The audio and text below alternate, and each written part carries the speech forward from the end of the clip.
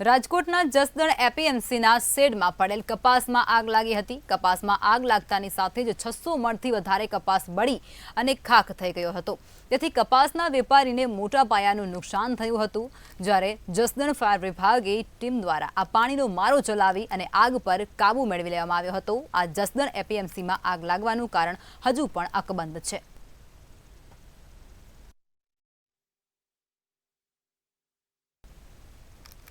રાજ્યભરમાં ફરજ બજાવતા પંચાયતી કર્મચારીઓના જુદા જુદા પ્રશ્નોને લઈ અને આજથી વિવિધ આંદોલનાત્મક કાર્યક્રમોનો પ્રારંભ કરાયો છે।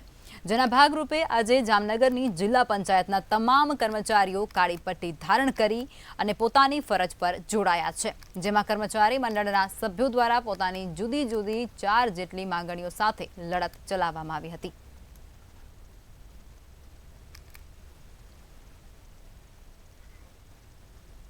તારીખ 12 થી 16 તારીખ સુધી 51 શક્તિપીઠ પરિક્રમા મહોત્સવનું આયોજન છે।